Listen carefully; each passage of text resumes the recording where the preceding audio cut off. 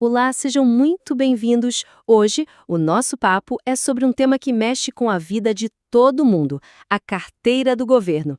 Vamos juntos desvendar como o dinheiro público é administrado aqui no Brasil. Já parou para pensar nisso? Como um país inteiro organiza o seu dinheiro? Parece uma pergunta gigantesca, né? Mas a verdade é que existe um sistema, um manual de instruções bem detalhado para isso. É como pensar nas finanças de casa, só que, claro, numa escala nacional. Para a gente não se perder, nosso roteiro vai ser este. Primeiro, vamos entender o que é o orçamento do governo. Depois, a gente vê as regras do jogo. Na sequência, o trio de leis que comanda tudo. Aí, vamos ver como a grana entra e sai. E para fechar, por que tudo isso é tão importante no nosso dia a dia. Então vamos lá, começando pelo básico. O orçamento do governo, o que é isso, afinal? Pense nele como a ponte que liga o dinheiro dos impostos, que todos pagamos, com os serviços públicos que chegam até à população. E olhem só essa definição, ela é perfeita para a gente começar. A FO é um nome técnico para como o Estado administra os recursos públicos. Em outras palavras, é a disciplina, o estudo que explica como o governo pega o dinheiro e o transforma em ações para alcançar seus objetivos. É a ciência por trás da carteira do governo.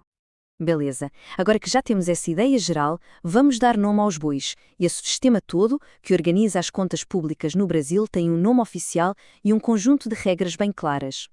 E o nome é esse aí, a Administração Financeira e Orçamentária, ou simplesmente AFO. É literalmente o livro de regras do dinheiro do governo.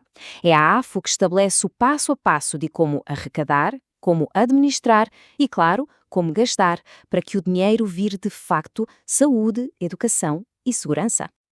E esse livro de regras não apareceu da noite para o dia, viu? Ele foi construído em etapas. Lá em 1964, veio a lei que criou a base de tudo. Aí, em 88, a Constituição Federal modernizou o sistema, criando a estrutura que usamos até hoje. E o grande marco, em 2000, foi a Lei de Responsabilidade Fiscal, a famosa LRF. Ela chegou para dizer, opa, para aí, não dá para gastar sem limite. Foi um verdadeiro divisor de águas na gestão do dinheiro público. Ok, agora a gente vai mergulhar no coração do sistema. E o coração do orçamento brasileiro bate no ritmo de 3 leis. Elas são totalmente conectadas e, juntas, desenham todo o mapa financeiro do país. E um detalhe fundamental, quem dá o pontapé inicial para criar essas leis é sempre o Poder Executivo, ou seja, o Governo. E isso não é uma escolha, está na Constituição, lá no artigo 165. Essas 3 leis são, sem exagero, a espinha dorsal de todo o planejamento financeiro do Brasil. Vamos montar esse quebra-cabeça então. A primeira peça, a de longo prazo, é o Plano Plurianual, o famoso PPA. Ele é o plano mais amplo, a visão estratégica do governo para um período de 4 anos. O PPA é basicamente o governo dizendo, nos próximos 4 anos, nossas grandes prioridades e objetivos são estes. Ele foca nos grandes investimentos, sabe? Coisas como construir um novo hospital, uma grande rodovia ou manter aqueles programas que duram vários anos. Certo, se o PPA é o destino da nossa viagem de 4 anos, a gente precisa de um guia para cada trecho do caminho, certo? Esse guia anual é a LDO, a Lei de Diretrizes Orçamentárias. A LDO faz a ponte entre o plano de longo prazo, que é o PPA, e o orçamento do ano seguinte. Todo ano, ela define quais serão as metas e as prioridades. É como se ela dissesse, beleza, o plano de 4 anos é aquele, mas para este ano o foco vai ser nesses pontos aqui. E agora sim a gente chega na parte mais prática, mais palpável, o orçamento de verdade. É a Lei Orçamentária Anual, a famosa LOA. A LOA é o orçamento no papel, preto no branco.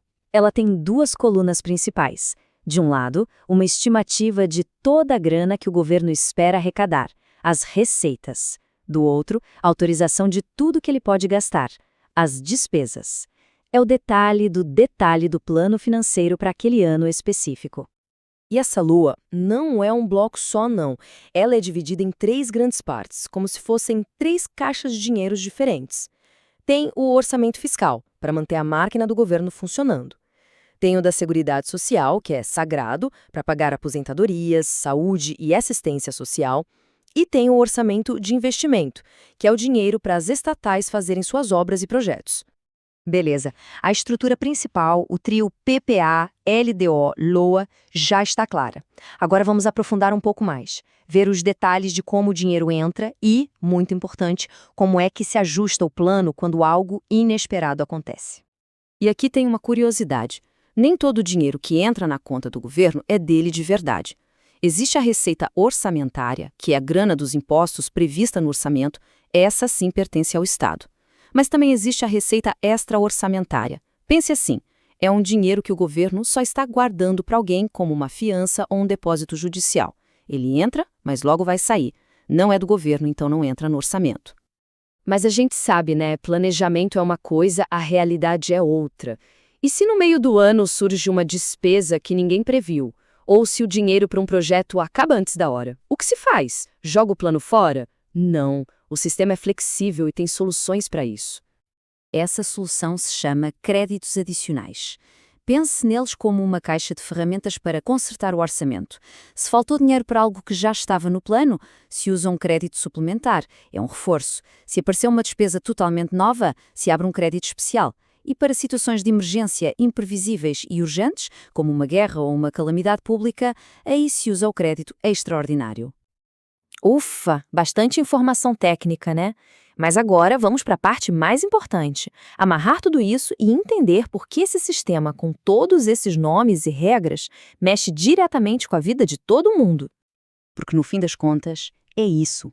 Esse trio de leis, PPA, LDO, LOA, não é só um monte de papel e burocracia.